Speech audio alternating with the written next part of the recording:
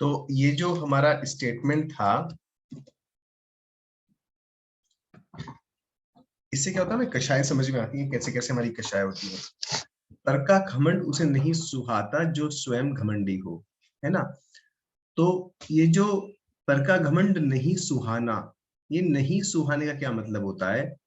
इसका मतलब है कि वो उसे स्वीकार नहीं कर पा रहा है, कि दूसरे व्यक्ति घमंड को स्वीकार नहीं कर पा रहा है और उसके प्रति द्वेष कर रहा है। ठीक है ना। सुहाने नहीं सुहाना मतलब उसे उसके प्रति द्वेष हो रहा है, और द्वेष भी ऐसा वैसा नहीं, तिरस्कार वाला द्वेष हो रहा है कि ये व्यक्ति ऐसा क्यों कर रहा है, इसे ऐसा नहीं करना चाहिए। ये तिरस्कार वाला द्वेष उसको पर के घमंड के बारे में हो रहा है। तो तिरस्कार क्यों है उसके प्रति? तिरस्कार इसलिए है कि उसे लग रहा है कि ये जो व्यक्ति कर रहा है गलत कर रहा है, ऐसा नहीं करना चाहिए, और मैं तो ऐसा घमंड नहीं करता, मैं तो इससे अच्छा हूं क्योंकि मैं इस ऐसा घमंड नहीं करता, तो मैं इससे अच्छा हूं क्योंकि मैं ऐसा घमंड नहीं करता, ये मुझे खुद का घमंड मेरे अंदर आ गया।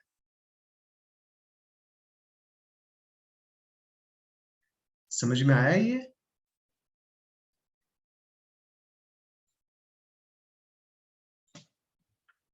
दूसरे के घमंड के प्रति तिरस्कार तब होगा जब मुझे खुद इस बात का घमंड हो कि मैं ऐसा घमंड नहीं करता जैसा वो घमंड करता है।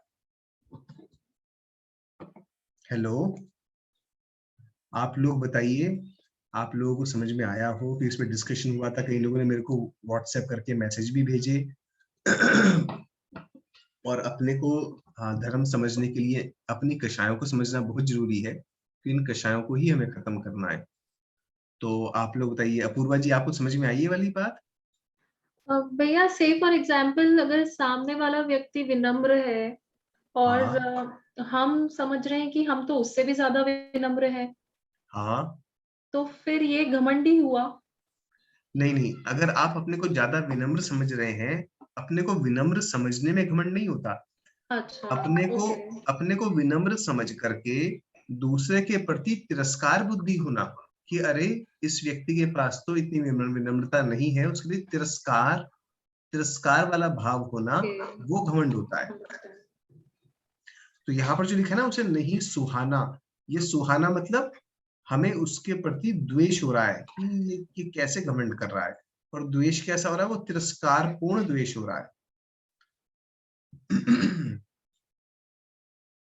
सुकृति जी, आपको समझ में आई ये वाली बात? हाँ भैया, ऊपर ऊपर से तो आ गए। नहीं, अंदर से भी समझ लो आप।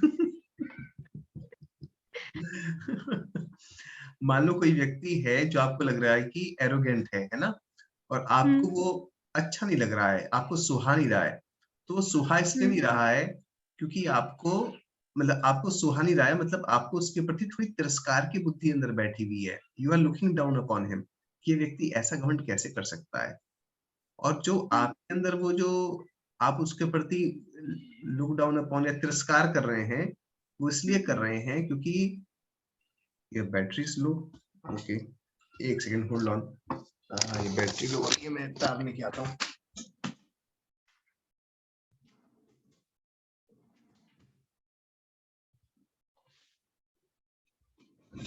तो उसके प्रति आप तिरस्कार इसलिए कर रहे हो क्योंकि आपको अपनी विनम्रता का घमंड है। अगर मान लो आपको अपनी विनम्रता के प्रति घमंड नहीं होना, तो आपको तिरस्कार नहीं आएगा। एक साधु महाराज बैठे हैं, उसके सामने कोई घमंडी है, तो साधु महाराज को वो सुहा जाएगा, क्योंकि साधु महाराज के अंदर विनम्रता तो है, मगर उनको अपनी विनम्रता का घमंड नहीं है, उसे सामने वाले के प्रति तिरस्कार नहीं है। उन्हें तिरस्कार क्यों नहीं है? क्योंकि वो सामने वाले को जैसा है वैसा समझते हैं, उसके प्रति तिरस्कार भाव नहीं लाते। बट वो तो इंडिफरेंट है ना महाराज साहब। हाँ, तो इनडिफरेंट है, जिसका मतलब उन्हें जो है फर्क ही नहीं पड़ता। हाँ, फर्क नहीं पड़ता। और हमें फर्क क्यों पड़ता है? तो उनको फर्क नहीं पड़ता। मान लो साधु महाराज भी विनम्र हैं और हम भी विनम्र हैं, और हमें फर्क पड़ रहा है, तो उन्हें फर्क नहीं पड़ रहा, और हमें जो फर्क हम पड़ रहा है जज उसमें, करते हैं लोगों को। हाँ, हम जज कर रहे हैं, और जज करके हमें लग रहा है कि हम अच्छे, दूसरा नीचा। हाँ, सही बात। समझ आ गया भैया अच्छे से अंदर से भी। ये डिफिकल्ट है इसे समझना। वह भैया, समझ में आया आपको? इन कषायों को समझना बड़ा जरूरी है। मैं तो घटा ही रहा हूँ मेरे ऊपर भैया। अच्छा अच्छा, ठीक है, समझ में आ गया। ओके। एक प्रसंग ही याद आ गया मेरे को, तो अच्छा अच्छा। ये समझ में आ गया। हाँ प्रीति जी। जी भैया। ओके ओके, तो इसका अपन देख ले, बाकी भैया किसी। हाँ हाँ बताइए। भैया वो एक चीज समझनी थी इसमें, जैसे अब अपन किसी को लाइक करते हैं तो अच्छा। उसमें घमंड आता है, हाँ, अपन को वो दिख रहा है, तो वो अगर नहीं सुहाता तो फिर हम उसमें अपने घमंड को कैसे उसको हटा दें, मतलब अगर कोई पेरेंट या कोई वेल विशर है, वो घमंड देखता है, उसको नहीं सुहाता विद द इंटेंशन कि उसको सही करना है, तो वो सही होगा, वो गलत होगा? नहीं नहीं, वो उसे नहीं सुहा रहा है, वहां तिरस्कार नहीं है। पेरेंट जब अपने बच्चे के अंदर कुछ मतलब वही आप है ना, पेरेंट को नहीं सुहा रहा है अपने बच्चे के अंदर कोई क्वालिटी, वो वाली बात कर रहे हो। तो वो नहीं सुहाने में तिरस्कार नहीं है, यहाँ तो हम तिरस्कार की बात कर रहे हैं, पर यहाँ पर पेरेंट और बच्चे की बात नहीं हो रही, यहाँ तो जैसे कुलीग की या किसी और की बात हो रही है जनरली, है ना। तो जो नहीं सुहाना वर्ड जो है वो अलग अलग जगह अलग अलग है, यहाँ पर शब्द है तो उसका मतलब हमने ये लिया है कि हाँ भाई वो तिरस्कार पूर्ण, जैसे होता नहीं क्या, पता नहीं आपके साथ होता नहीं होता, बट मेरे साथ होता है। तो मुझे पता पड़ता है कि मेरे अंदर घमंड चल रहा है। वो तो भैया आपने फिर वो रीच कर लिया है ना कि आपको अपने मतलब वो समझ में आ जाता है, वो भी अब जब अपन को हो रहा होता है तब अपन को नहीं समझ में आता है ना वो। हाँ हाँ हाँ। अभी बाकी हम किसी को आपकी स्टेज पे नहीं पहुंचे। हाँ, नहीं नहीं नहीं नहीं नहीं ऐसा कुछ नहीं है। बाकी किसी को आदि समझ में आया तुम्हें? जी आदि भैया जी। समझ में आ गया? चलो वो बताओ क्या समझ में आया। भैया जी ये जैसे कि कोई हमें मतलब बुरा बोल रहा है, जैसे हमें कोई पर्सन बुरा बोल रहा है, तो मैं सोच रहा हूँ कि मतलब इसको कितना घमंड है कि मुझे ऐसे बोल रहा है, ये गलत बोल रहा है। तो उस समय मतलब ऐसे समझ रहा हूँ कि मतलब मैं इससे ज्यादा अच्छा हूँ, मैं इसको ऐसा नहीं बोलता, बट इन रियलिटी वो मतलब मैं घमंड दिखा रहा हूँ। क्या लिंक? हाँ किसी को अनम्यूट करना पड़ेगा। किसके लिए? किसका? हाँ अंकिता जी आपको अनम्यूट करना पड़ेगा। ओके। तो आदि इससे ना ऐसा समझो कि जो दूसरा व्यक्ति है ना वो आपसे बात नहीं कर रहा, ये दूसरा व्यक्ति किसी और से बात कर रहा है, और आप अलग बैठे हो, और ये बड़ा घमंड से बात कर रहा है किसी और से, आपका उससे कोई लेना देना नहीं है, आप जस्ट मात्र उसको देख करके कि देखो ये कितना घमंडी व्यक्ति है, और आपको उसके प्रति अजीब सा लग रहा है। तो इस सिचुएशन में तो वो आपसे बात ही नहीं कर रहा है। अब देखो अब आपको घमंड उसका नहीं सुहा रहा है, होता है ऐसा कभी? जी भैया। तो ऐसे केस में वो क्यों नहीं सुहा रहा है? ये आप हो।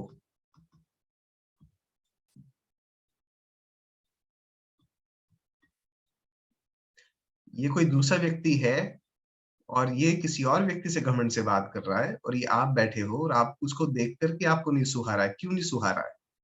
क्योंकि आपको लग रहा है ये व्यक्ति के प्रति ये व्यक्ति गलत कर रहा है, ये व्यक्ति के प्रति तिरस्कार बुद्धि आपको आ रही है। और तिरस्कार बुद्धि क्यों आ रही है? क्योंकि आपको लगता है कि ये तो इसे इतनी ह्यूमिलिटी भी नहीं है इसके अंदर, तो बहुत ही एरोगेंट व्यक्ति है। क्योंकि आप खुद अपनी हम्बलनेस का आपको घमंड है। अगर आपको घमंड नहीं होता, आप साधु महाराज होते, तो आपको फर्क नहीं पड़ता।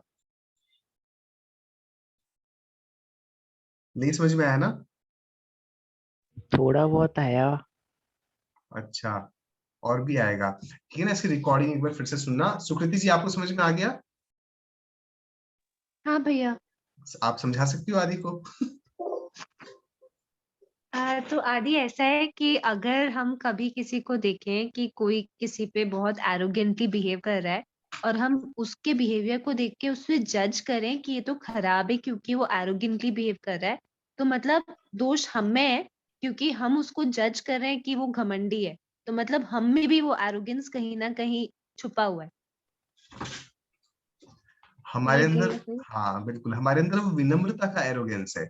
अगर वो विनम्रता का या लेस एरोगेंट होने का एरोगेंस है, अगर वो लेस एरोगेंट होने का एरोगेंस हमारे अंदर नहीं होता, तो अपन साधु महाराज की तरह होते, जिन्हें बट भैया ऐसे तो सब लोग चुपचाप ही रहेंगे, सब जो गंदा हो रहा है उसको होने देंगे, ये सोच कर कि अगर हम करेक्ट कर रहे हैं। हाँ बट करेक्ट इंटॉलरेंस करना। होगा हाँ तभी आप नहीं किसी को करेक्ट करोगे ना, नहीं तो जो चल रहा है नहीं वैसे ही नहीं, चलता रहेगा और फिर तो दुनिया हाँ खराब हो जाएगी। हाँ, ये बहुत अच्छा क्वेश्चन पूछा ये भैया आपने। मेरा भी, हाँ हाँ मेरा हाँ। भी यही क्वेश्चन है, लाइक किसी का भी कोई सा भी बिहेव देख के हम शांत रहे, हमारे भाव ऊपर नीचे होए नहीं, तो ऐसा हाँ। करना है फिर तो। हाँ, देखो, अगर हम किसी के प्रति एकदम इनटॉलरेंट हो जाएंगे तो हम तो फिर किसी के प्रति कोई रिएक्ट करेंगे ही नहीं। अब मैं आपको एक एग्जांपल देके छोड़ देता हूँ। महात्मा गांधी ने अपनी ऑटोबायोग्राफी में लिखा है, आई थिंक 1922 के अराउंड या 1930s के अराउंड, कि पिछले 20 साल में मैंने किसी के प्रति द्वेष नहीं किया, और बिना किसी द्वेष के भी उन्होंने देश की स्वतंत्रता में इतना बड़ा योगदान दिया। उन्होंने अंग्रेज जो गलत थे उनके प्रति उन्होंने पूरे एक्शन लिए, बट बिना द्वेष के लिए।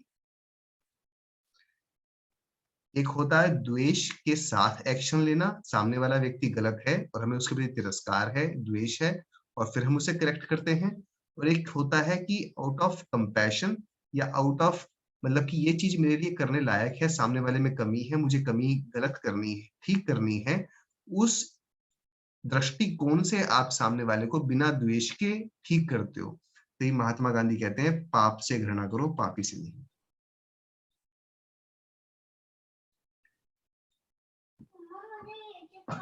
ठीक है, इस पर आप लोग चिंतन कीजिएगा। थोड़ा बहुत समझ में आया? जी भैया जी। अंकिता जी,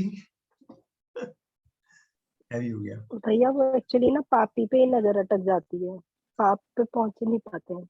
अब वो आप तब पाप पे पहुंचोगे जब आप तत्वार सूत्र के दूसरे अध्याय के पहले सूत्र का अध्ययन करोगे और द्रव्य गुण पर्याय का अध्ययन करोगे और पर्याय बुद्धि और द्रव्य बुद्धि समझोगे, तब आप पापी को छोड़ करके पाप पे देखना शुरू कर दोगे,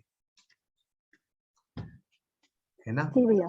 हाँ, चलिए फिर अपन आगे बढ़ते हैं। अपन कहाँ पर थे? भैया निर्जरा तत्व का स्वरूप। अच्छा अच्छा अच्छा अच्छा,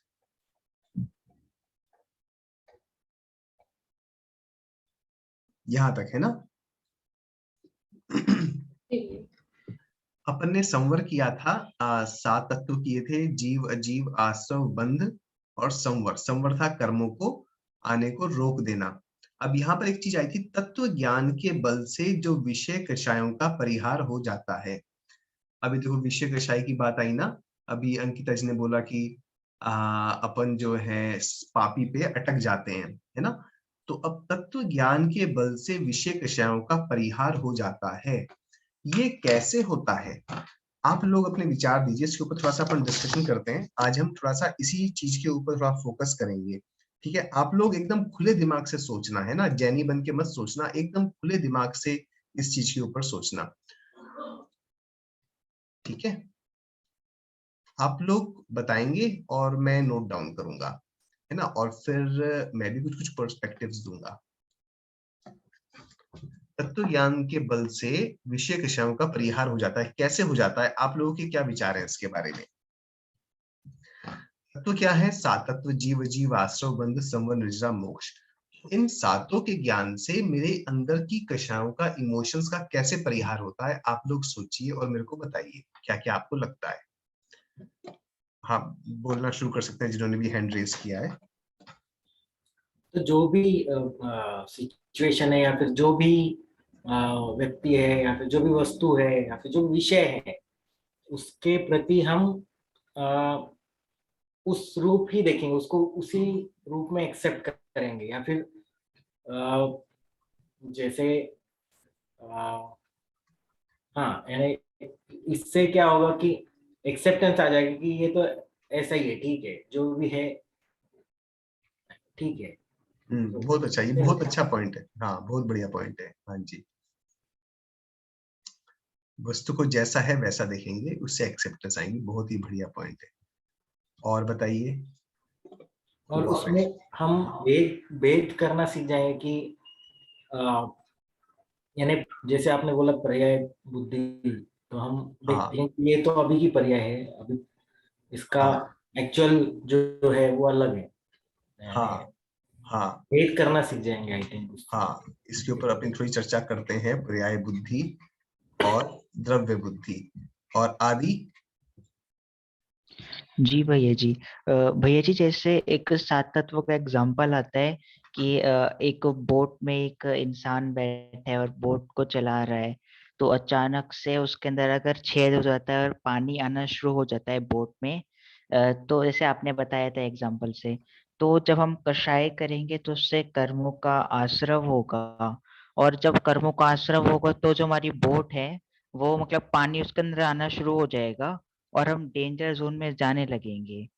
तो इससे जैसे फॉर एग्जांपल हम किसी से ईर्ष्या कर रहे हैं कि इसको इसके पास कितना धन है, तो हो सकता है वो जो हमारा कर्म बंध रहे हैं, आश्रव हो रहा है, उससे हम जन्म जन्म तक गरीब बने रहेंगे।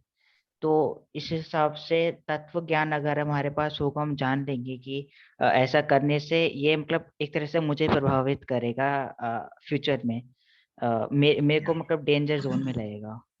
बहुत बढ़िया। अपन कषायों को इससे बुरा मानेंगे, उन्हें आश्रम रूप मानेंगे, इसलिए अपन कषायों से डरेंगे कि हमें नुकसान पहुंचाएगा। बहुत अच्छा। विमल भैया। अगर हमें इन 6 द्रव्यों और साथ इनकी पहचान होगी तो फिर हम इन कषायों के निरोध के बारे में भी हम कुछ कर पाएंगे।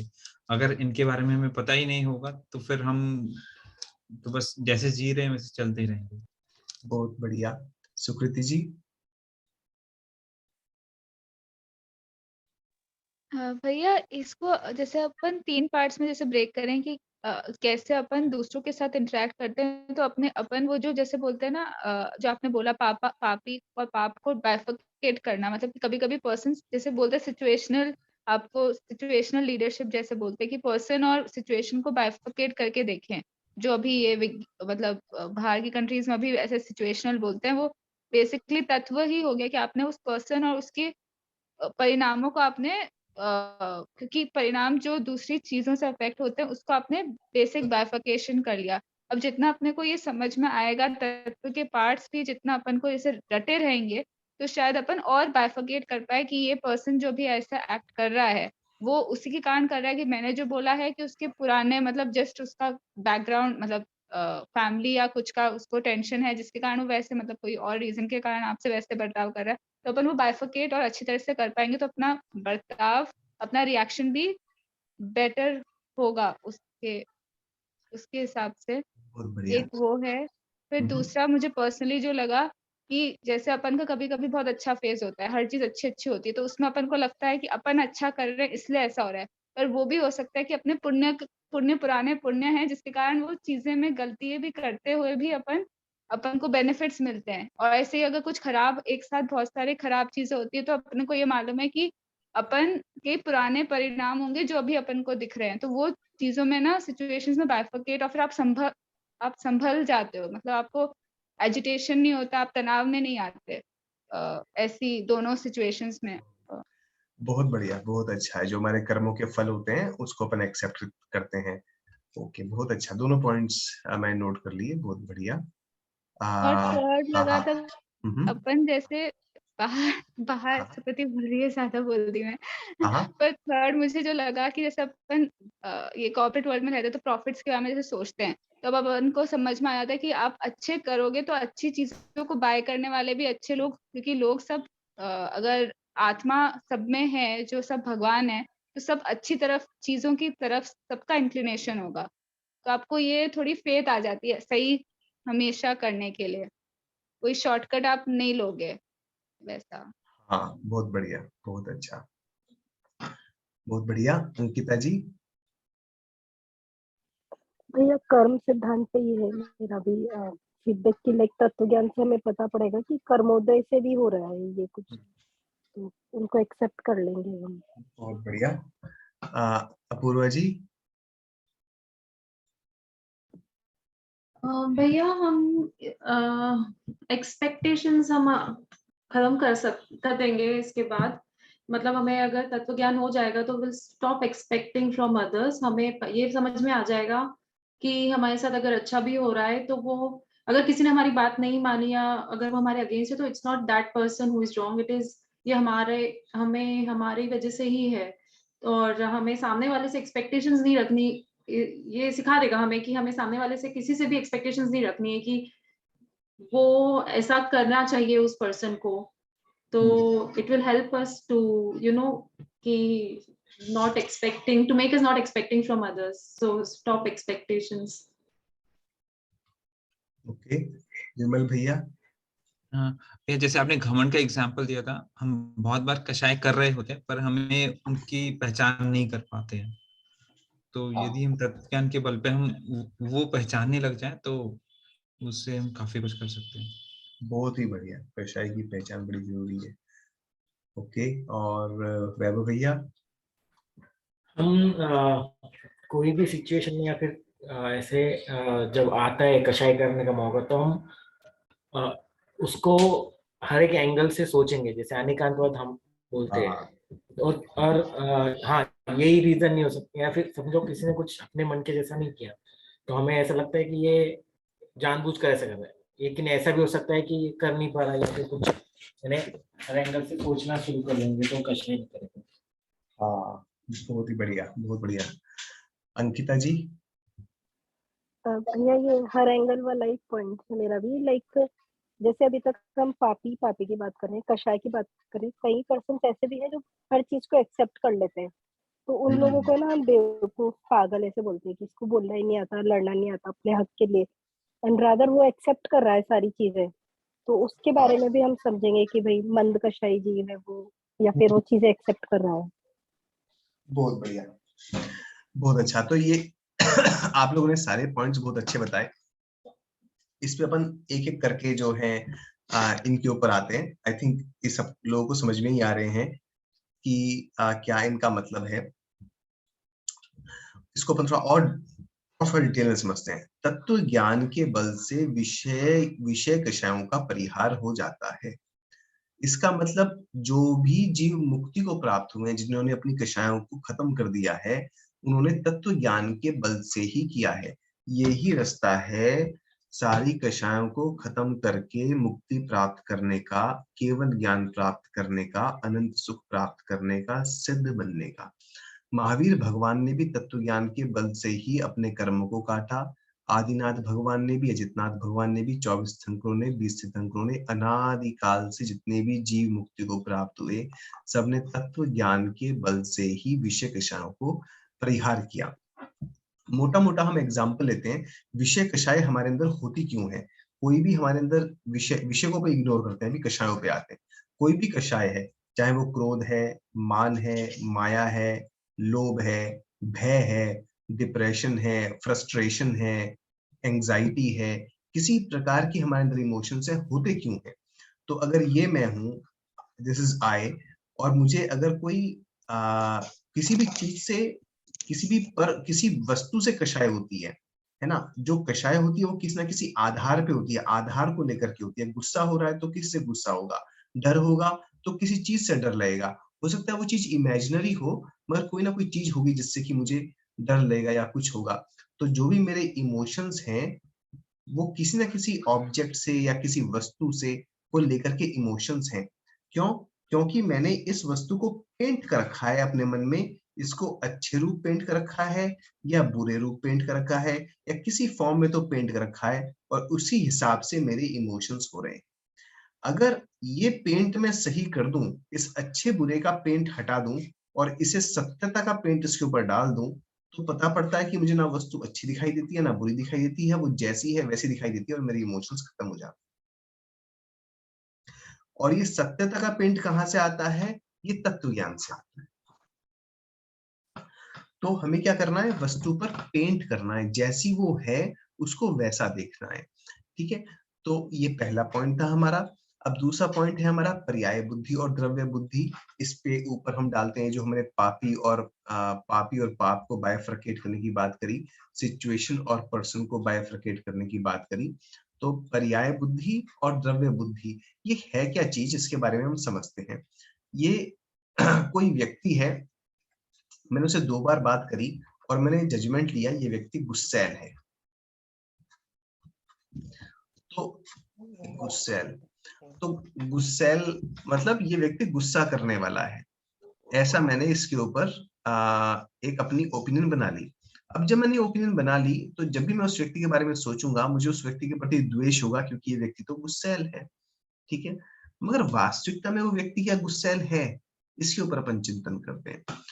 तो हम देखें तो हो सकता है ये गुस्सैल इसकी नेचर अभी है, मगर हम इसकी हिस्ट्री में जाएं, मान लो 10 बर्थ्स पहले जाएं और वहां पर ये जो है इसकी एक अलग ही फॉर्म हो इस व्यक्ति की, मान लो कोई एनिमल हो या कुछ हो जो कि गुस्सैल ना हो सकता है कि बड़ा प्यारा हो, ईमानदार हो, बड़ा अच्छा हो, और उससे पहले फॉर्म में जाएं तो हो सकता है कि वो कोई हेलिश बीइंग हो, उससे पहले जाएं तो वो हो सकता है कि कोई देवता हो स्वर्ग का या कुछ और हो। तो अनादि अनंत की यात्रा में वो कभी गुस्सैल है, कभी अच्छा है, कभी बुरा है। मगर हमने क्या करा, जब हम बोलते हैं ये गुस्सैल है तो हम उसकी वर्तमान की अवस्था को ही उसको सर्वथा वो पूरी की पूरी तरह से ऐसा ही है, ऐसी फीलिंग ला करके हम उसके बारे में सोचते हैं। जब आप कहोगे कि अलग अलग बर्ड्स की आपने बात कर ली, हम देखेंगे किसी एक बर्थ के अंदर भी व्यक्ति की नेचर चेंज हो जाती है। 10 साल में, 5 साल में, 20 साल में लोग सीखते हैं, ठोकर खाते हैं, गिरते हैं और उनकी नेचर बदलती है। आपने अपने खुद के अंदर भी देखा होगा, जैसे 20 साल पहले आपका एटीट्यूड था जैसा था, हो सकता है आपने देखा होगा कि अभी आप में काफी परिवर्तन आया। कुछ लोग बोलते हैं भावना योग किया और भावना योग करने के बाद उनके मन में काफी परिवर्तन आया, तो आपकी नेचर चेंज हो गई। ठीक है, तो ये जो गुस्सैलपना है या जो भी है, ये परिवर्तनशील है, और जो चीज परिवर्तनशील है उस परिवर्तनशील जीव के बारे में हमें एक जजमेंट लेना कि ये गुस्सैल है, ये वास्तविकता में ठीक नहीं। दूसरा पॉइंट क्या है, ये गुस्सा आया कहां से, ये नेचर आई कहां से, इसको अपन डायसेक्ट करें, इसके अंदर है क्या। तो इसके अंदर दो पार्ट अभी हमें दिखाई दे रहे हैं, एक तो शरीर है, राइट, एक तो बॉडी है। बॉडी गुस्सैल नहीं है, ठीक है। एक इसके अंदर आत्मा है, जिसे अपन सोल कहते हैं। अब ये सोल है, बट सोल के साथ में कर्म भी है, ठीक है। और कर्म के साथ में एक संस्कार नाम की चीज होती है। संस्कार क्या बताती है, क्या अच्छा है क्या बुरा है, ये आत्मा में सब कुछ फीड है कि क्या अच्छा है क्या बुरा है, मुझे गुस्सा करना चाहिए क्या नहीं करना चाहिए। ये सब इसने संस्कार, इसने अपने अंदर स्टोर किए हुए संस्कार, जो कि बदलते रहते हैं समय के साथ, जैसे कर्म भी बदलते रहते हैं। जैसे आपके अंदर हो सकता है संस्कार हो इस प्रकार के कि ये चीज अच्छी है, ये चीज बुरी है, मगर आपके जीवन की एक्सपीरियंसेस के साथ में आपके संस्कार भी बदलते रहते हैं। हो सकता है 5 साल के बाद जो चीज आपको वर्तमान में अच्छी लगती है वो 5 साल के बाद अच्छी ना लगे, आपके नई चीज ये तो अच्छी नहीं है वास्तविकता में। तो ये जो संस्कार है ये काफी हद तक रोल प्ले करते हैं हमारे अंदर की चीजों को ड्राइव करने को, और ये संस्कार परिवर्तनशील है, क्योंकि ये संस्कार को आप ऐसा समझो जैसे डेटाबेस में कोई चीज हमने फीड कर दी, ये फीड की भी चीजें हैं जो हम फीड कर देते हैं खुद ही अपने दिमाग में बैठे बैठे, या परिवार वालों के द्वारा या समाज के द्वारा, और ये बदलती रहती हैं। तो इस चीज को अपन इस पूरी चीज के ऊपर थोप देना, ये तो गलत हुआ। संस्कार तो संस्कार है, जो अपन इस दृष्टि से देखते हैं तो हमें क्या समझ में आता है, ये तो हो जाता है हमारा पाप और ये हो जाता है पापी।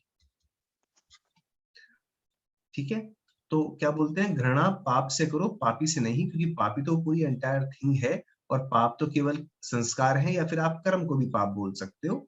और ये सोल जो है ये तो अलग चीज है, जो कि इनके इफेक्ट के द्वारा इस प्रकार के इसके अंदर बात आ रही है।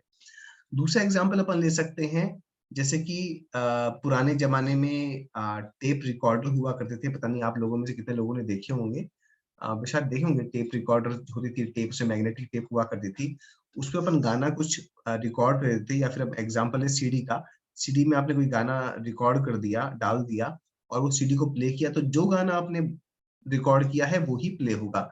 उसी प्रकार से आत्मा पे जो संस्कार दे दिए हैं, जो कर्म उसके साथ में है, वैसी ही सोल उसे प्ले करेगी, आत्मा उसे प्ले करेगी। जब हमें ये बायफर्केशन समझ में आ जाता है तो हमें समझ में आता है कि पाप से घृणा करो, पापी से नहीं। ठीक है, तो तत्व ज्ञान के बल पे हुआ। दूसरी चीज में ये भी है, जो मैंने कहा कि किसी के अंदर कोई भी कैरेक्टरिस्टिक्स है, मान लो गुस्सैल है या जो भी है वो भी है, वो उसकी वर्तमान की अवस्था है, उसकी अनादि अनंत व्यवस्था नहीं है। अगर अनादि अनंत व्यक्ति की नेचर देखें, हमने इसे क्या बोला, ये नेचर है व्यक्ति की, और हमें कैसा लगता है कि ये हमेशा की नेचर है। वास्तविक नेचर क्या है किसी की, वास्तविक नेचर तो यही है, उसके अंदर की जीवत्व नेचर उसकी है, या को आत्मापना, आत्मपना या जीवपना, वो जीव है और जीव पने की ही उसकी नेचर है। तो उसकी जो रियल नेचर है वो जीव पने की है, जो कि मेरे जैसी है। जब मेरे जैसी ही उसकी नेचर है तो मैं क्यों उस पर गुस्सा करूं, उसकी नेचर तो एकदम मेरे जैसी ही है। तो ये हमने जीवत्व जब उसके अंदर देखा, ये हमारी द्रव्य दृष्टि हुई, और वो गुस्सैल है, ये हमारी पर्याय दृष्टि हुई। तो अभी तक हमने क्या समझा था, ये तो पूरा गुस्सैल ही है। अब हम क्या समझ रहे हैं, अरे उसकी पर्याय ही गुस्सैल है, वास्तविकता में उसकी नेचर मेरे जैसी जीवत्व की है।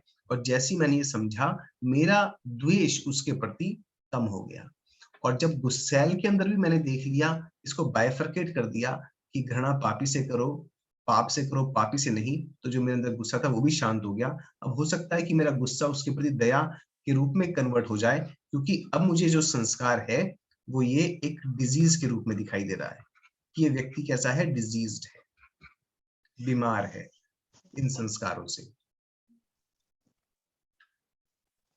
ठीक है, तो तत्व ज्ञान से हमने क्या करा, पूरे व्यक्ति को बाइफरकेट कर दिया, और बाइफरकेट के में पता पड़ा कि इसमें गुस्सा करने का, तो इसके प्रति द्वेष करने के तो हमारे पास कुछ वास्तविकता में सही कारण है ही नहीं।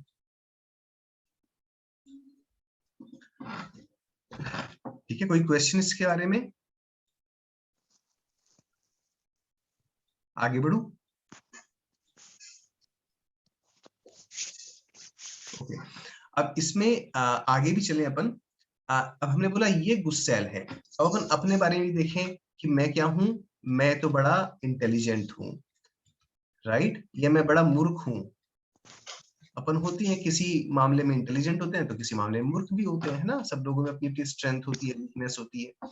तो ऐसा करके हम क्या करते हैं, अब हमने जब इंटेलिजेंट समझ लिया और 5 लोग खड़े हैं तो मैं तो बोलूंगा जरूर, और मूर्ख हूं तो 5 लोग खड़े हैं तो मुझे चुप रहना पड़ेगा, है ना।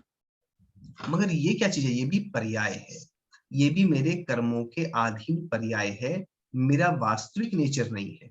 जब हम ये समझेंगे कि ये तो मेरी पर्याय, मेरी अवस्था है वर्तमान की, मेरी वास्तविक नेचर, द्रव्य दृष्टि जो है, मेरी नेचर क्या है, जीवपने की ही है। तो मेरे अंदर जो इसकी वजह से जो कॉम्प्लेक्सेस थे वो सब कम हो जाएंगे। और जब मैं फिर इसको भी फर्दर बाइफरकेट करूंगा और देखूंगा ये पर्याय है क्यों, तो ये भी कर्मों की वजह से है ना। तो जब कर्मों की वजह से, जैसे हमने पहले देखी थी पिछली वाली स्लाइड में, ऐसी ये भी कर्मों की वजह से है, तो मुझे इसके प्रति भी भेद बना, भेद जैसे यहाँ पर हमने भेद किया था सोल में और कर्म में, संस्कार में, ऐसी ये जो इंटेलिजेंस है ये मति ज्ञानावरणी कर्म के शियोपशम से होती है, ये भी मति ज्ञानावरणी कर्म के शियोपशम से होती है। तो इससे भी हमें भेद दिखाई देगा अपने अंदर, और जब हम भेद देखेंगे तो हमें अपन जो है इंटेलिजेंट या मूर्ख मानना अपने को बंद कर देंगे, मैं तो केवल आत्मा। और जब हम ऐसा समझना शुरू करेंगे तो बहुत ही शांति प्राप्त होगी। अब ना तो कोई कॉम्प्लेक्स रहेगा अपने के लिए और ना दूसरे के प्रति कोई द्वेष रहेगा, मन एकदम शांत हो जाए।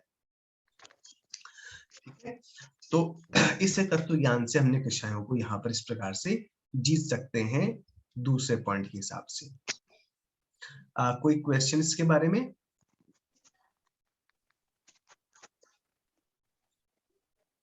आगे बढ़ूं? ओके, ठीक है, तो मैं आगे बढ़ता हूं। अब अपन आता है कषायों को बुरा मानेंगे। ये तो अपने को समझ में आता ही है, जो आश्रव और बंध हैं, हमने कहा था कि हमारे शत्रु हैं, इसलिए अपन इनको बुरा मानेंगे। ठीक है, फिर हमने 6 द्रव्य और 7 तत्व, ये अपन 7 तत्व की हमारी बात चल रही है। फिर कर्म फल, ये बड़ा इंपॉर्टेंट पॉइंट था, कर्म फल को एक्सेप्ट करना। ओके, तो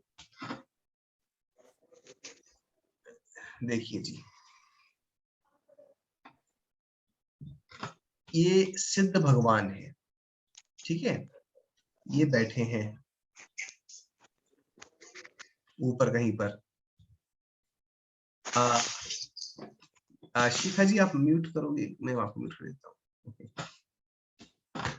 तो ये सिद्ध भगवान है, बैठे हैं ऊपर आराम से, शांति से। कैसे हैं सिद्ध भगवान? अकेले। और ये मैं हूं, ठीक है, और मैं क्या हूं? मैं भी अकेला हूं। मैं अकेला कैसे हूं? मेरे पास तो घर परिवार है, सब कुछ है, तो मैं, समाज है, देश है, तो मैं अकेला कैसे हुआ? मगर मैं भी अकेला हूं, कैसे? क्योंकि मैं कर्मों का खुद से करता हूं, राग द्वेष करके, और उस कर्म का जो फल होता है वो भी खुद ही भोगता हूं, सुख दुख रूप। एक को करेदि कम्मम, एक को हिंडदि यदि संसारे, एक को जायदि मर्दिय तस्स फलम भुंजदो एकम। ये जीव जो है अकेला है, अकेला ही कर्म करता है, अकेला ही जीता और मरता है, और अकेला ही उनके फलों को भोगता है। तो इसलिए जीव भी इस दुनिया के अंदर एकदम अकेला है। जब हम पैदा हुए थे तो अकेले आए थे, और आने के बाद में कुछ समय बाद हो सकता है माता पिता चले जाएं, भाई बहन भी चले जाएं, और जो लोग बचें और जो लोग नए परिवार में ऐड हुए उनको छोड़ करके हम भी कुछ समय बाद चले जाएं, और जा करके फिर कहीं और पैदा हो जाएं, वहां पर भी नए लोग हों, उनके साथ एडजस्ट करें, उन्हें अपना माने, और वो जिनको अपना माना है वो भी किसी कुछ समय बाद छोड़ के चले जाएं, और हम भी फिर उन्हें छोड़ के चले जाएं, और ऐसे ही आगे भी चलता रहे। इस पूरी यात्रा में जीव जैसा कर्म करता है वैसा ही उसका फल भोगता है। इसलिए अपन कहते हैं जो हुआ सो न्याय। जो भी मेरे साथ होता है सब कुछ जस्टिफाइड है, चाहे सुख हो दुख हो, क्योंकि जो मैंने किया है वो ही मेरे को मिला है। इससे ये भी बोलते हैं कि मैं ही अपने जीवन का ड्राइवर हूं। मैं अपनी गाड़ी को चाहे तो गड्ढे में ले जाऊं, और चाहे आसमान में ले जाऊं, चाहे जहां मर्जी ले जाऊं, मैं अपने जीवन का पूरा ड्राइवर मैं ही हूं। मैं ही रिस्पॉन्सिबल हूं अपने पूरे जीवन का, जैसा मर्जी अपने जीवन को करूं। मैं ही अपने जीवन का एक तरह से क्रिएटर हूं, क्रिएट करता हूं, अपने फ्यूचर को क्रिएट करता हूं, जैसा मर्जी मैं अपने फ्यूचर को क्रिएट कर लूं। इसमें पूरा अकेला हूं। मैं सब लोगों के साथ में रहता हूं, मगर मेरा पूरा कर्म का अकाउंट मेरे आत्मा के अंदर है, इसलिए मैं एकदम अकेला हूं। जैसा मेरा अकाउंट है उसके हिसाब से मुझे सुख दुख मिलते हैं, और मैं खुद ही राग द्वेष करके अपने अकाउंट को अच्छा बुरा जैसा मर्जी करता रहता हूं। तो ये कर्म और कर्म फल, ये अपन बंध तत्व के अंदर इस बात को समझते हैं कि जैसा कर्मों का हमने बंध किया वैसा ही हमें फल मिलता है। ठीक है, ऐसा करने से क्या फायदा होता है? जब हम सारी जिम्मेदारी अपने ऊपर ले लेते हैं तो हमें सामने वाला दुख प्रदान करने वाला नहीं दिखाई देता, सुख प्रदान करने वाला नहीं दिखाई देता। हमारे अंदर सब जीवों के प्रति कषाय मंद हो जाती है, और कषाय मंद होने से हमारे मन में शांति प्रकट होती है और सुख प्रकट होता है। ठीक है, कोई क्वेश्चन इसमें? तो ये हुआ कर्मफल का एक्सेप्टेंस। फिर हुआ लो एक्सपेक्टेशंस। तो अपन क्या करते हैं? एक्सपेक्टेशंस दूसरों से लो कर दें। क्यों हम एक्सपेक्टेशंस करते क्यों हैं?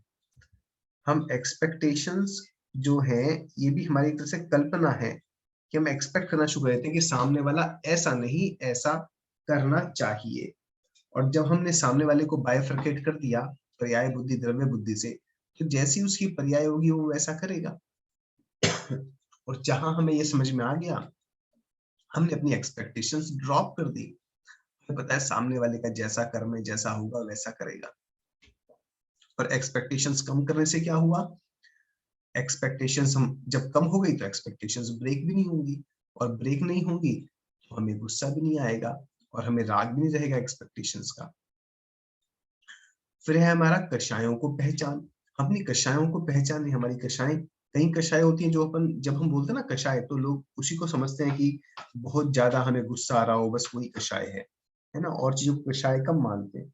बट हमारे अंदर थोड़ा सा गुस्सा, दूसरे की प्रवृत्ति को हमें सुहाना नहीं, दूसरे की प्रवृत्ति अच्छी लगना, राग होना, थोड़ी सी एंजाइटी होना, तो थोड़ी सी भी क्यों ना हो, जो हमारी मंद कषाय है उसको भी हम समझें कि हमारी कैसी कैसी कषाय चल रही हैं।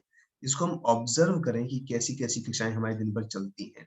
गुस्सा हो गया, अहंकार हो गया, है ना, सुपीरियरिटी इंफीरियरिटी कॉम्प्लेक्स हो गया, वगैरह वगैरह वगैरह खूब सारी हैं। डिप्रेशन हो गया, फ्रस्ट्रेशन हो गया, उन कषायों को अपन ऑब्जर्व करें। जितना अपन कषायों को पहचानेंगे उतना हम उनको खत्म भी कर पाएंगे। तो कषायों को पहचानना बहुत जरूरी है। और आप देखोगे हम मंदिर जाते हैं तो क्यों जाते हैं, उसके अंदर हमारे क्या भाव बैठे हुए हैं। हम माँ बाप की सेवा करते हैं तो क्यों करते हैं, हमारे क्या भाव बैठे हुए हैं। हम धर्म करते हैं, हम स्वाध्याय करते हैं, क्यों कर रहे हैं, क्या भाव हमारे अंदर बैठे हुए हैं। अपनी कषायों को हम पहचाने, अपने को स्टडी करें। व्यक्ति पूरा जीवन दूसरों को स्टडी करने में लगा देता है मगर अपने को स्टडी नहीं करता। तो हम अपने को स्टडी करें, उससे फिर हम अपने को इम्प्रूव कर सकते हैं, है ना। हर एंगल से देखें, ये बड़ा इंपॉर्टेंट पॉइंट है जो हमने यहाँ पर बात करी ना। ये गुस्सैल है तो इसे हमने अलग अलग एंगल से देखा, और भी सामने वाला व्यक्ति जो कह रहा है वो किस एंगल से कह रहा है। सामने वाले का जो, अब मान लो सामने वाला व्यक्ति है, जैसे एक एग्जांपल लेता हूँ, सामने वाला व्यक्ति है वो लगा हमें जिद्दी है, तो जिद्दी लगा तो हमें लगा कि बहुत ही बुरा है और हमें नेगेटिव ओपिनियन उसके प्रति। तो उसका एक और एंगल ये भी है कि जिद्दी लोगों का एक पॉजिटिव एंगल भी होता है कि अगर उनके अंदर जो पॉजिटिव ट्रेट्स होते हैं, जैसे मान लो जिद्दी व्यक्ति है बट ईमानदार है, तो वो ईमानदारी के प्रति जिद्दी रहेगा। और ईमानदार के प्रति जिद्द होना वो एक्चुअली एक पॉजिटिव ट्रेट है, वो किसी भी सिचुएशन में जल्दी से बेंड नहीं करेगा। तो एक ही चीज को अपन अलग अलग पर्सपेक्टिव से देख सकते हैं। तो ऐसे हम देखेंगे तो क्या होगा, हमारी नेगेटिविटी न्यूट्रलाइज हो जाएगी। ठीक है, तो ये तत्व ज्ञान से बल से विषयों का परिहार होना। तो ऐसे 7 तत्व हैं, और भी चीजें हैं। 7 तत्व में सबसे इंपॉर्टेंट चीज जो हम हमेशा बोलते हैं और मैं हमेशा बोलता हूँ, मोक्ष का गोल। जब हमने मोक्ष का अपने जीवन का गोल बना दिया तो अब क्या होता है, सारी चीजें हमारे लिए नगण्य हो जाती हैं संसार की।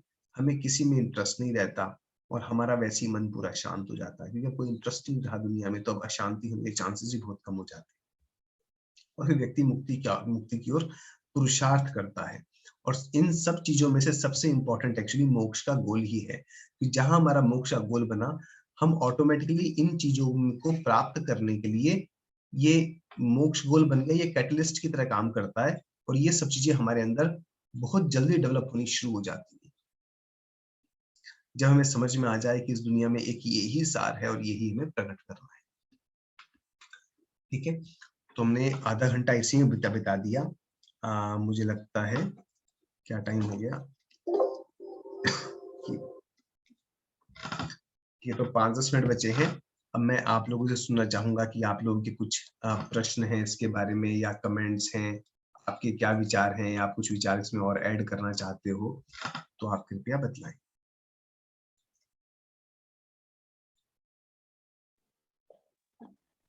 तो ये एक क्वेश्चन है, लाइक हमने भी डिस्कशन किया, पर का घमंड हमें नहीं छुआ था। हाँ तो जी, अगर कोई एरोगेंट है और हमें उसका एरोगेंट बिहेवियर अच्छा नहीं लग रहा, इसके अलावा जैसे बहुत से लोग जो सिंपली नेचर के होते हैं, एक्सेप्टेंस कर लेते हैं, ज्यादा लड़ाई झगड़े नहीं करते, तो वो चीजें भी हमें अच्छी नहीं लगती है, क्योंकि बहुत बेवकूफ है, सीधा है, कुछ बोलना ही नहीं आता। तो ये ऐसी सिचुएशन में क्या करना चाहिए भैया फिर? हाँ अभी करना चाहिए, वो अभी बाद में आते हैं। पहले अपन ये समझे कि वो है क्या, वो एक्चुअली हमारा अपना घमंड है ना। और करना क्या चाहिए, अब करना क्या चाहिए उस स्थिति में, मतलब सामने वाले को सुधारने की बात कर रहे हो या फिर अपने को सुधारने की बात कर रहे हो? भैया लाइक ये भी हमारा घमंड है क्या, कि हमें उसका सिंपली बिहेवियर अच्छा नहीं लग रहा? जैसे हमें बुराई का तो हमें समझ में आ गया हाँ कि उसकी एरोगेंस भी हमारी विनम्रता नहीं है, कि वो हाँ भी घमंड ही है हमारा। तो जो हाँ सिंपली नेचर वाले हैं, क्या वो भी हमारा घमंड है क्या? नहीं नहीं नहीं नहीं, जरूरी नहीं है घमंड ही हो सकता है वो द्वेष हो, मात्र द्वेष, क्रोध रूप द्वेष हो। जैसे क्या होता है कि 2 प्रकार के द्वेष होते हैं, एक क्रोध होता है और एक मान होता है। हमें सामने वाला अच्छा नहीं लग रहा, सुहा नहीं रहा, दोनों चीजें हो सकती हैं। कई बार क्या होता है, हमें सामने वाले के प्रति मात्र गुस्सा होता है, जो आप अच्छा नहीं लग रहा है ना, उसे लो इंटेंसिटी एंगर समझो आप, है ना। एक वो भी होता है, और एक दूसरा ये होता है कि हमें उसके प्रति तिरस्कार होता है, अपन उसे नीचा देखते हैं कि कैसा ही काम कर रहा है ना, तो उस समय वो मान होता है। दोनों हो सकते हैं। तो जिस समय वो तिरस्कार रूप है उस समय हमें घमंड है, ठीक है। और जिस समय हमें क्रोध रूप है उस समय हम उसकी नेचर को एक्सेप्ट नहीं कर पा रहे। हमारी एक्सपेक्टेशन है कि ये अच्छा करे और वो एक्सपेक्टेशन फुलफिल नहीं हो पा रही, इसलिए हमें गुस्सा आ रहा। समझ में आया आपको? हाँ, तो लाइक हमारी एक्सपेक्टेशन ही हम लोग कम करें किसी के भी बिहेवियर के लिए, भले ही वो अच्छा है या बुरा है। हाँ, एक्सपेक्टेशन 0 कर दे, मजा आ जाएगा। ठीक है भैया। और 0 नहीं कर पाए तो कम कर दें। आप ये देखें कहाँ पर मेरे को एक्सपेक्टेशंस करने की जरूरत है, बस वहीं पर करें, और जहां जरूरत नहीं है वहां पर छोड़ दें। और ये तत्व ज्ञान ही ठीक है उसमें भैया। हेल्प करेगा। हाँ आदि। भैया जी जैसे आपने अभी बताया जैसे कोई पर्सन है तो उसकी जो भी अभी पर्याय है वो उसके हिसाब से जैसे उसका कर्म का उदय है या फिर उसके जो संस्कार हैं वो उसी के हिसाब से उसका भी नेचर है। जैसे किसी को भी गुस्सा आ रहा है तो उसका मतलब अभी वो उसका ऐसे कर्म या फिर संस्कार है ऐसे। हाँ तो अगर किसी ने हम पे गुस्सा किया और उसको भी क्रोध आ रहा है तो उस समय जो हमारे उसके उस सिचुएशन में जो हमारे भाव होंगे क्या वो भी है मतलब वो भी कर्म के उद्देश्य से हमारे भाव आएंगे। हमारे जो भाव आएंगे ना, कर्म और हमारे संस्कार। जैसे आपकी मम्मी ने संस्कार डाल दिए कि बेटे कोई सामने ऐसा कोई कर रहा हो ना गलत काम, वो गंदा व्यक्ति है ना, बचपन संस्कार डाल दिए। तो संस्कार से क्या होगा, जब भी आप ऐसा व्यक्ति मिलेगा आपको वो बहुत ही गंदा आदमी है और आपके मन में उसके प्रति गुस्सा आएगा या कुछ भी आएगा, या हो सकता है तिरस्कार भाव आए। तो ये हमारे भी संस्कारों की वजह से होता जी भैया जी। है ना। जैसा हमने माना हुआ है, उसे अच्छा रूप माना हुआ है तो हमारे अच्छे भाव आएंगे, बुरा रूप माना हुआ है तो बुरे भाव आएंगे। कोई व्यक्ति शराब पीता है और 5-5 पैग लगा लेता है एक बार में, तो एक व्यक्ति उसको ऐसे देखेगा कि अरे क्या बात है 5-5 पैग लगा लेता है, तो दूसरा व्यक्ति देखेगा कि कैसा नशेड़ी आदमी है। तो एक ही व्यक्ति के ऊपर दो लोगों के अलग अलग भाव आ जाएंगे, उनके अलग अलग संस्कारों की वजह से, ओके भैया। है ना।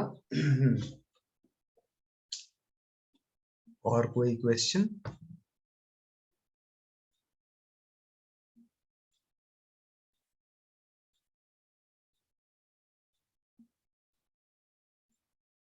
विमल भैया। हाँ जी भैया, मेरा प्रश्न जो है वो मोक्ष के गोल को लेकर है। हाँ जी। अभी अगर हम ऐसे सोच ले मोक्ष का गोल ऐसे ही करने से तो कुछ नहीं हुए, तो कुछ इस तरह से सोचे कि हमें ये गोल बना ले कि मुझे ओलंपिक में गोल्ड जीतना है। हाँ वो मुझे मालूम है कि मैं अभी मेरे पास कुछ भी कैपेसिटी नहीं है, मैं कुछ अभी नहीं कर सकता हूँ। हाँ, तो सिर्फ गोल बना लेने से फिर क्या हासिल होगा? गोल बनाने से बहुत कुछ हासिल हो जाता है, ये बड़ा इंपॉर्टेंट पॉइंट है। केवल गोल बना लेने से क्या हासिल हो जाएगा, ये बहुत अच्छा क्वेश्चन है। और गोल बहुत इंपॉर्टेंट चीज है लाइफ के अंदर। गोल जो है धीरे धीरे हमें उस दिशा की ओर लेके जाना शुरू कर देता है।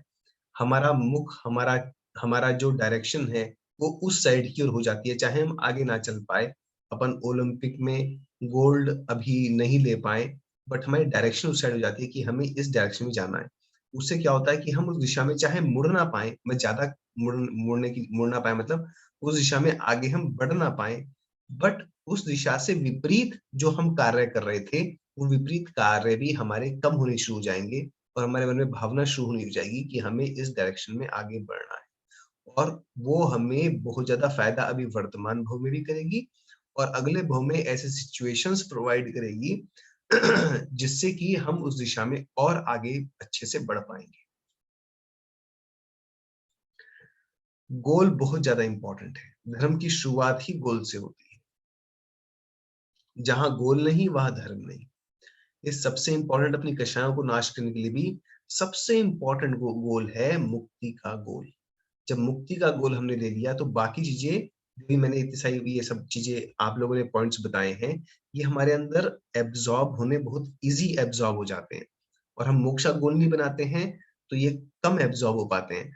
और अगर हम गोल बनाए कि भैया हमें तो बस शांत रहना है, थोड़ी सी कषाय हमारी कम रहे, हमारा मन एकदम शांत रहे, हम तो इसे धर्म करते हैं ताकि मन हमारा शांत रहे, हमारा गुस्सा कम रहे, वो एक्चुअली क्या उससे होगा जब आपने ऐसा गोल बनाया है कि मन शांत रहे, वो भी एक गोल होता है, उस गोल से आपका मन शांत हो जाएगा। हो सकता है कि आप रोज बैठ करके जाप दे लो, पूजा कर लो, मन आपका शांत कर लो। मगर अगले भवों में जाकर के आपको ऐसी अपॉर्चुनिटीज उससे नहीं मिल पाएंगी, इतनी अच्छी अपॉर्चुनिटीज कि आप अपने मोक्ष को साध लो। बल्कि आप अपने मोक्ष का गोल अभी से बनाना शुरू करोगे तो आपको भविष्य में ऐसी अपॉर्चुनिटीज मिलनी शुरू हो जाएगी कि आप ओलंपिक का गोल्ड प्राप्त कर लो। ठीक है विमल भैया? हाँ जी भैया, धन्यवाद भैया। हाँ, तो इस पे सोचना बहुत जरूरी है, ये बहुत ही मंथन का विषय है। आचार्य कुंद कहते हैं कि भव्य और अभव्य में क्या अंतर है। अभव्य जीव वो होता है जिसने मोक्ष पर विश्वास नहीं किया और मोक्ष को अपना लक्ष्य नहीं बनाया, और जिसने अपने को मोक्ष का लक्ष्य बना लिया, जिसे समझ में आ गया कि भैया मुक्ति क्या है और मुक्ति मुझे क्यों प्राप्त करनी है और मुझे मुक्ति तो प्राप्त करनी ही है, वो जीव जल्दी ही मुक्ति को प्राप्त भी करने के चांसेस उसके बहुत ज्यादा बढ़ जाते हैं। ये बहुत इंपॉर्टेंट पॉइंट है और बहुत रेयर है, बहुत दुर्लभ है। मोक्ष का गोल बहुत रेयर है। जैनियों के अंदर ही बहुत ही कम लोग हैं, विरले लोग हैं जिनको मुक्ति के प्रति जिन्होंने अपना लक्ष्य बनाया है। महा दुर्लभ चीज है ये। हाँ आदि। भैया जी जैसे जो हम नियम या संयम करते हैं उससे हमारे कर्मों की निर्जरा कैसे होती है? क्योंकि नियम और संयम करने से जो जो हमने पाप करते थे वो पाप सारे के सारे कंट्रोल हो गए, तो इसलिए उनका संवर हो जाता है। ठीक है, तो उसे निर्जरा मुख्य नहीं होती नियम और संयम से, मगर उसके बाद नियम संयम करने के बाद जो तपस्या करी जाती है, तपस्या शांत परिणामों से, उससे निर्जरा मुख्य होती है।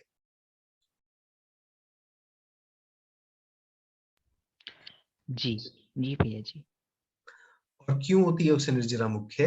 क्योंकि जो हमने तपस्या करी उसमें शरीर को कष्ट दिया या कुछ दिया, उसे कर्म सिद्धांत के हिसाब से जो कर्म भविष्य में उदय में आने वाले थे वो उदीर्णा को प्राप्त होकर के वर्तमान में पहले ही प्रीपोन हो करके निकलना शुरू कर देते हैं, इसलिए उन कर्मों की फटाफट निर्जरा होनी शुरू हो जाती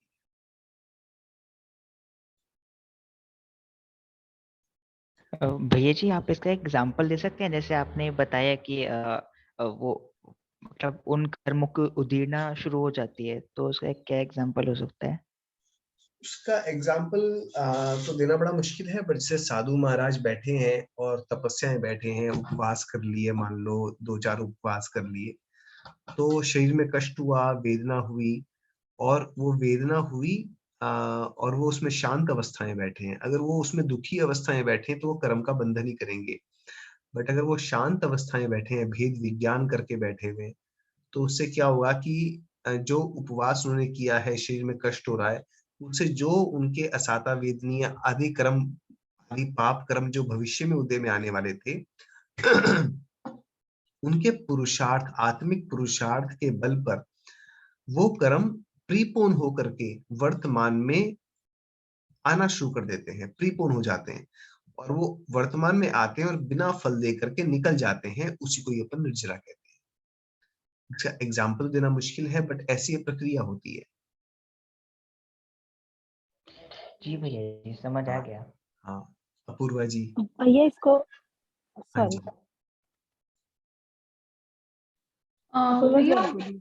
ओके, मेरा प्रश्न है कि ये जो पर्याय बुद्धि और द्रव्य बुद्धि है, तो हम हमेशा जैसे सामने वाला पर्सन गुस्सैल है, तो हम हमारे साथ जो प्रेजेंट में हो रहा है एट द मोमेंट हम वो ही परसेप्शन और इम्प्रेशन लेके चलते हैं कि हाँ ये गुस्सैल है। हम द्रव्य बुद्धि मतलब उसको जीव कैसे माने, मतलब व्हाट डू वी डू कि हम उसको जीव हमारे जैसे ही माने, क्योंकि हम इट इज वेरी डिफिकल्ट, मतलब वो पर्टिकुलर टाइम पे तो हम नहीं कर सकते, क्योंकि अगर वो गुस्सा है, गुस्सैल है, तो वो तो हमें गुस्सैल ही लगेगा। बहुत अच्छा पॉइंट है। बहुत अच्छा पॉइंट है। हम उस टाइम तो आप नहीं कर पाएंगे, मगर आप पहले से अपने दिमाग को कंडीशन कर देंगे तो उस अवस्था में भी आपकी वो कंडीशनिंग से हेल्प मिलेगी और आपका गुस्सा होना शुरू हो जाएगा। ऐसा आप प्रैक्टिकल रूप से आप अपने अंदर ऑब्जर्व कर पाएंगे। ठीक ठीक है, तो पहले से ही हमें देखना पड़ेगा, अपन आसपास सब लोगों को देखें कि वो कैसी कैसी प्रकृति है। जैसे आपने हस्बैंड को देखें, तो ये क्या है, पुरुष है मेरे हस्बैंड, बट पुरुष जो है उनकी पर्याय है। वास्तविकता में तो उनका स्वभाव क्या है, जीवत्व रूप। जैसी मैं जीव हूँ ऐसे ही ये भी जीव हैं। मैं भी अनंत बार पुरुष हो चुकी हूँ, और ये अनंत बार स्त्री हो चुके हैं।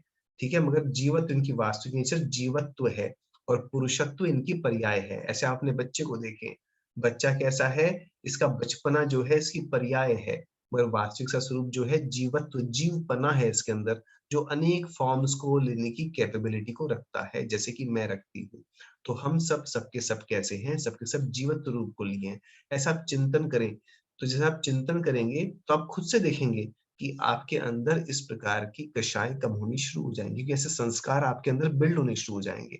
ऐसे चिंतन आप चलते फिरते करेंगे तो आपके संस्कार बिल्ड होंगे, और आप बैठ करके शांति पूर्वक करके उसका चिंतन 10-15 मिनट करना शुरू करेंगे रोज की रोज बैठ करके, तो आप देखोगे आपको सब बहुत ज्यादा प्रभाव अंदर पड़ेगा। हाँ अंकिता जी, हाँ अपूर्वा जी, समझ में आया ये? जी भैया। हाँ अंकिता जी।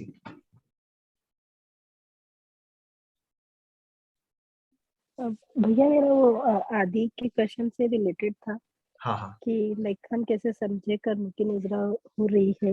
तो इसमें भैया जैसे भी हम लोग व्रत या उपवास करते हैं, तो साइंस मेथड बोलता है कि लाइक आपके स्टोर है जो फूड, वो एनर्जी आपके भी बॉडी को चलाता है।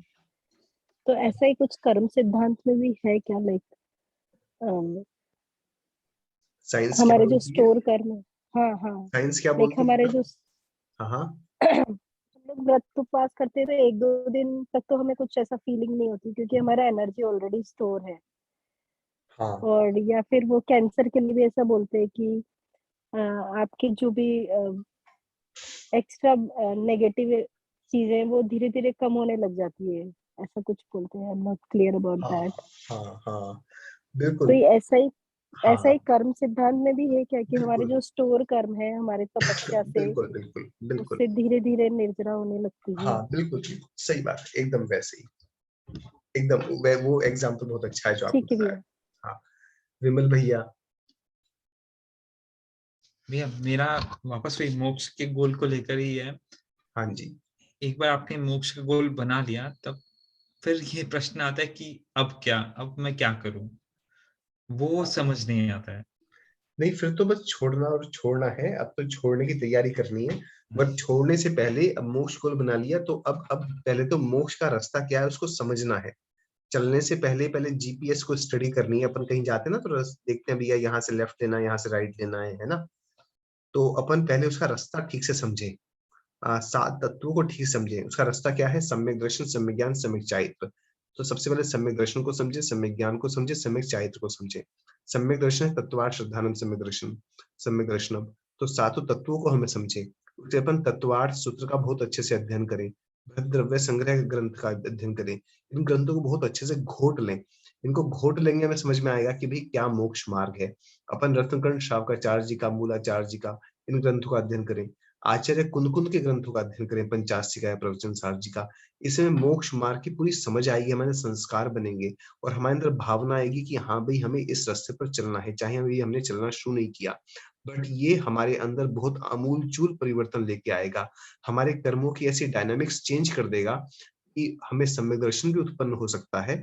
और सम्यक दर्शन उत्पन्न होकर, सम्यक दर्शन तो गृहस्थ अवस्था में हो ही सकता है, और उसके बाद में जब हमारे अंदर संस्कार बनेंगे कि हमें आगे बढ़ के ऐसे मुक्त अवस्था प्राप्त करनी है, तो हमारे ऐसे कर्मों की डायनामिक्स चेंज करेगा कि भविष्य में ऐसी हमें अवस्थाएं प्रकट कराएगा कि हम सम्यक चारित्र को भी धारण कर पाए और मुक्ति को प्राप्त कर पाए। जी ठीक है। पर भैया ये सब हमने पहले भी कभी ना कभी तो किया होगा, ये सभी कुछ हमने किया होगा पहले भी। नहीं नहीं नहीं नहीं। तो जो सम्यक दर्शन, सम्यक ज्ञान, सम्यक चारित्र है, ये अधिकतर अधिकतर तो व्यक्ति, मतलब सामान्य रूप से अगर एक बार व्यक्ति साधु बन जाए और रत्न त्रय प्राप्त कर ले, मतलब बाहर से साधु नहीं, अंदर से भी साधु, बाहर से भी साधु, तो वो सामान्य रूप से जल्दी ही मुक्ति प्राप्त कर लेता है। और अगर मान लो वो भटक जाए, तो भटक करके भी वो फिर जो है ज्यादा 32 बार मुनि बनेगा, 32 बार के अंदर तो मोक्ष प्राप्त कर ही लेता है। ठीक है, ये सिद्धांत है, ये नियम है। और ऐसा तो जरूर है कि हमने मुनि वेश तो बहुत बार धारण किया हुआ है, मगर हम बाहर से मुनि बन गए, अंदर से मुनि नहीं बने। इसलिए शास्त्र में क्या कहा गया है, सम्यक दर्शन, सम्यक ज्ञान, सम्यक चारित्र। तो अभी जो वर्तमान में हम कर सकते हैं, सम्यक दर्शन को पहले दृढ़ करें, उसलिए अपन 7 तत्वों पे पूरे अच्छे से श्रद्धा करें, वो बहुत जरूरी है। ठीक है भैया, धन्यवाद भैया। हाँ, शिखा जी। जय जनी जी। मुझे प्रश्न नहीं है, पर मैं ऐसे ही कुछ ऐड करना चाहती थी। एक क्वेश्चन था ना तप के ऊपर, तो तप हम लोग हमेशा कैसा समझते हैं कि सिर्फ बाह्य तप है, बाह्य और अंतरंग तप होते हैं। बाह्य तप तो जो हम लोग हमारे शरीर को कष्ट, मतलब कष्ट या फिर जो भी हम सहन करते हैं, तप उपवास करते हैं, तो वो एक हमारे को एनर्जी फ्लो रोकना और उसमें हमारी मदद करता है। और जो एक आंतरिक तप होता है जिसके अंदर हम जो बोलते हैं कषाय कम करना, शांत रहना, वो हमारा मेजर मुझे लगता है मतलब एफर्ट है, जो कि हमें हमारी संवर भी करता है और कर्मों की मतलब हमारे अगर संवर ही आई थिंक संवर है, और निर्जरा भी आई थिंक होती है, बट आई थिंक संवर वो सबसे ज्यादा महत्वपूर्ण होता है, मतलब ऐसा मेरा सोच समझ है। हाँ नहीं, बिल्कुल बहिरंग अंतरंग दोनों ही जरूरत है, सही बात है। मात्र हमने बहिरंग किया और अंतरंग नहीं किया तो भी गड़बड़ है, और अंतरंग किया और बहिरंग नहीं किया तो उससे वो निर्जरा नहीं हो पाएगी जो बहिरंग के साथ में होती है। तो एकदम सही बात है। अविशी जी।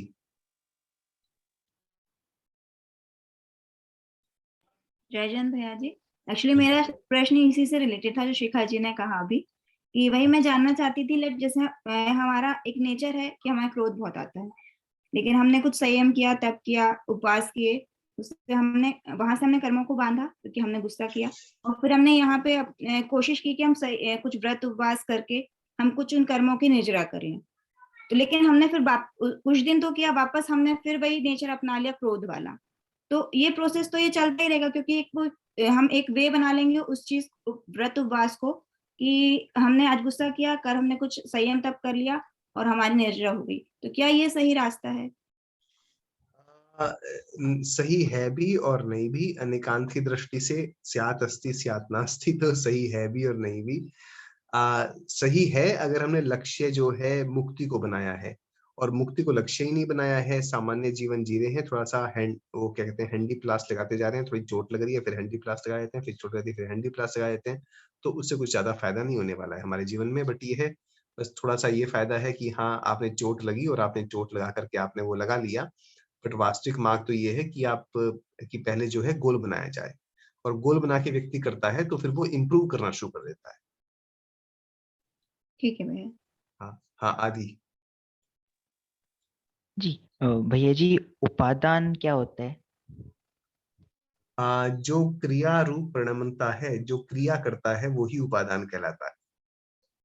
कोई आप क्रिया देखें, उपादान कैसे डिफाइन होता है, पहले आप क्रिया देखते हैं, और फिर जो क्रिया रूप परिणमन करता है, जो द्रव्य क्रिया रूप परिणमन करता है, वो द्रव्य ही उपादान कहलाता है। ये उपादान 2 प्रकार के होते हैं, एक सामान्य उपादान और विशेष उपादान। सामान्य उपादान वो द्रव्य कहलाता है, और विशेष उपादान क्रिया से एक क्षण पहले उस वस्तु की जो पर्याय होती है वो विशेष उपादान कहलाता है।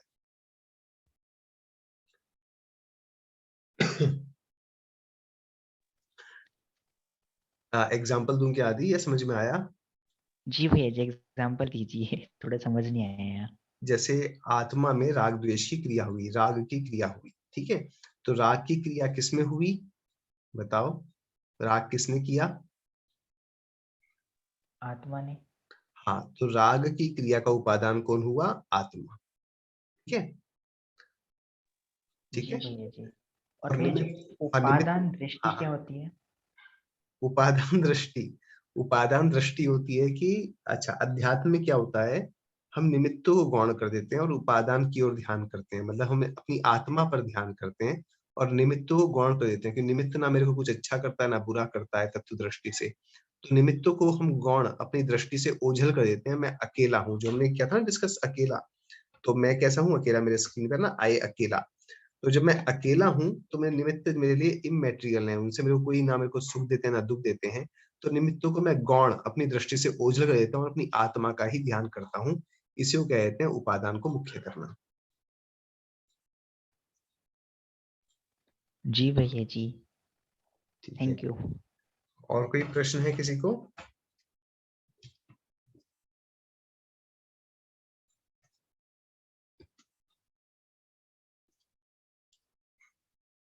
एक हैंड रेज है। अभिषेक जी, आपको कोई प्रश्न है क्या? नहीं भैया जी। अच्छा जी, ठीक है जी। ठीक है, तो ठीक है, अपन निर्वाणी स्तुति कर लेते हैं। आज का सेशन अपना लंबा हो गया। होपफुली आप लोगों ने अच्छे से समझी होंगी चीजें, और कुछ प्रश्न हो तो मेरे को बाद में बताना। ओके, जावाणी के ज्ञान से